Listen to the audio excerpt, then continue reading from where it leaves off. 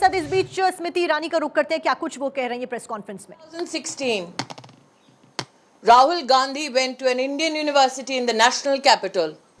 In 2016, Rahul Gandhi went to an Indian university in the national capital and supported the slogan of Bharat Tere Tukde Honge. Rahul Gandhi further states in his travels to the United Kingdom that democracy is being blown to smithereens. However, this very gentleman in Jammu during the Bharat Jodo Yatra said all is well in India, which was a lie, Mr. Gandhi. Your statement in India or your statement in England.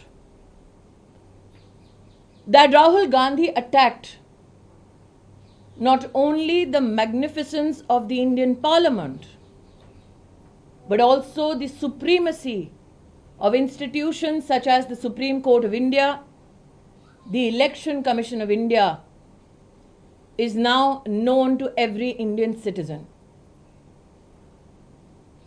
I question Rahul Gandhi today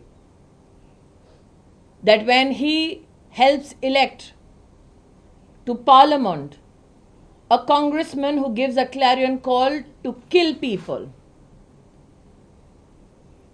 is that democracy?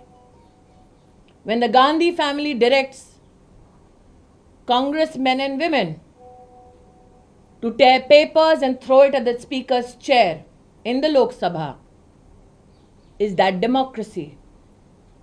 When the Gandhi family directs congressmen in Rajya Sabha to tear books, jump on tables, and humiliate the chair of the Vice President of India in Parliament, is that democracy? Today, every Indian citizen demands an apology to the Indian Parliament, which is not mere an amalgamation of parliamentarians. It is the voice of the Indian people. It is the constitutional reflection of the will of the Indian people. It is shameful that Rahul Gandhi, instead of coming to Parliament and apologizing for his undemocratic rant against India, today seeks to be absent from Parliament. Democracy, Mr. Gandhi, is not in peril. The Congress party has been brought to political perish by the people of India for this very behavior that you exhibited against the nation state overseas.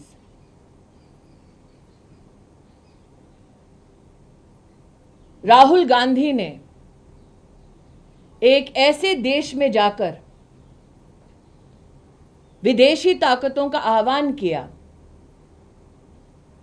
जिसका इतिहास रहा है भारत को गुलाम बनाने का।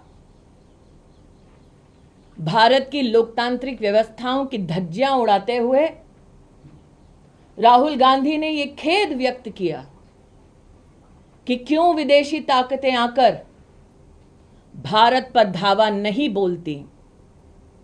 उनका द्वेष प्रधानमंत्री मोदी जी के लिए भारत के प्रति द्वेष में तब्दील हो चुका है।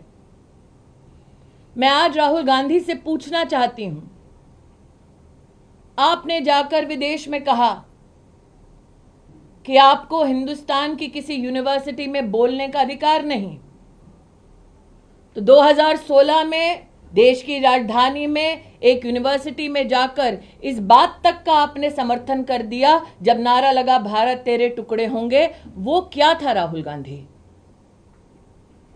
अपनी यात्रा में आपने स्वीकार किया जम्मू में 1 महीने पहले कि भारत में शांति है, सौहार्द है, उनको एक ऐसा व्यक्ति नहीं मिला जिसने कहा हो कि उनके प्रति कटुता का भाव है। तो आप झूठ कब बोल रहे थे राहुल गांधी? लंदन में कि हिंदुस्तान में? आपने इस बात को भी एक विदेशी संस्थान में चर्चा के संदर्भ में रखा कि आपको अपने लोकतांत्रिक अधिकारों का देश की संसद में हनन होते दिख रहा है। मैं आज राहुल गांधी से पूछना चाहती हूं कि गांधी खानदान के आदेश अनुसार जब लोकसभा में कांग्रेस के सदस्य कागज फाड़कर स्पीकर की ओर फेंकते हैं, स्पीकर का अपमान करते हैं, क्या वो ब्रेवरी है या राहुल गांधी की डेमोक्रेसी की परिभाषा? जब राज्यसभा में राष्ट्र के उपराष्ट्रपति के चेयर की ओर, जहां पर उनके प्रतिनिधि विराजमान हैं, कांग्रेस के नेता कागज फेंकते हैं, अपमान करते हैं, टेबल के ऊपर चढ़कर किताबें पटकते हैं, क्या वो डेमोक्रेसी है राहुल गांधी? मैं आज भारत के हर नागरिक की ओर से राहुल गांधी से कहना चाहती हूं कि संसद हमारे देश की मात्र सांसदों का जमघट नहीं है। हमारे देश की संवैधानिक परंपरा, राष्ट्र की लोकतांत्रिक ताकत और हर भारतीय का अधिकार क्षेत्र है। राहुल गांधी ने भारतीय के अधिकार क्षेत्र पर विदेशी ताकत धावा बोले ये आमंत्रण दिया है। राहुल गांधी ने विदेशी ताकत आके भारतीय संसदीय परंपरा को छिन्न भिन्न कर दें ये आह्वान किया है। राहुल गांधी भूल गए हैं कि संसद पर पताका लहराता है भारत का झंडा, जिसके लिए लाखों ने कुर्बानी दी। राहुल गांधी का संसदीय परंपरा का अपमान करना ऐसे राष्ट्रभक्तों का, उनके बलिदानों का और देश की लोकतांत्रिक व्यवस्था का और देश के हर नागरिक जो वोट करने जाता है उसका अपमान है।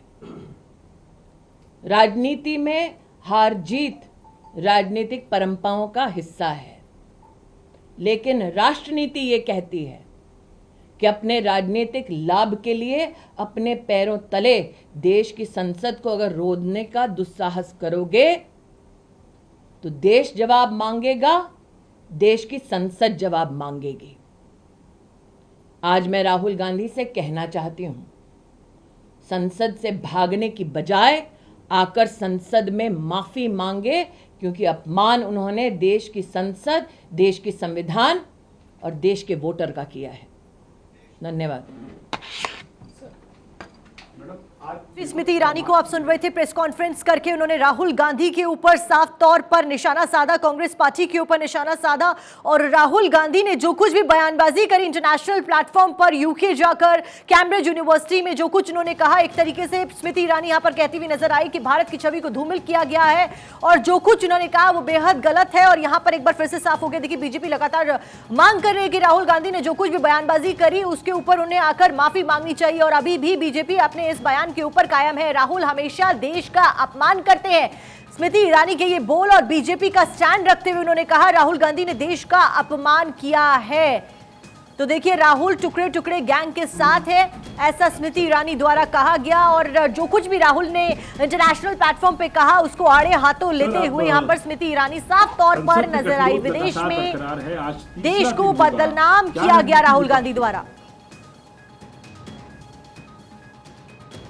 तो देखिए, विदेश में जो कुछ भी राहुल गांधी ने किया उसके ऊपर फिलहाल सियासी घमासान यहां पर देखने को मिल रहा है। और जहां पर कांग्रेस लगातार कोशिश कर रही है कि किसी तरह अपने पलड़े को झाड़े और बीजेपी को कटघरे में खड़ा करे और अडानी मुद्दे को बुनाए, वहीं बीजेपी लगातार इसके ऊपर कायम है। और राहुल गांधी को वो साफ तौर पर माफी मांगने के लिए कह रही है, क्योंकि विदेश में देश को बदनाम करने का प्रयास राहुल गांधी द्वारा किया है। कैम्ब्रिज यूनिवर्सिटी में राहुल गांधी ने कई सारी ऐसी बातें कही यूनिवर्सिटी से रिलेटेड और बहुत सारी चीजों से रिलेटेड जो कि आपत्तिजनक थी। फिलहाल बीजेपी इस मांग पर कायम है कि राहुल गांधी को माफी मांगनी चाहिए, क्योंकि विदेश में जाकर देश को बदनाम किया।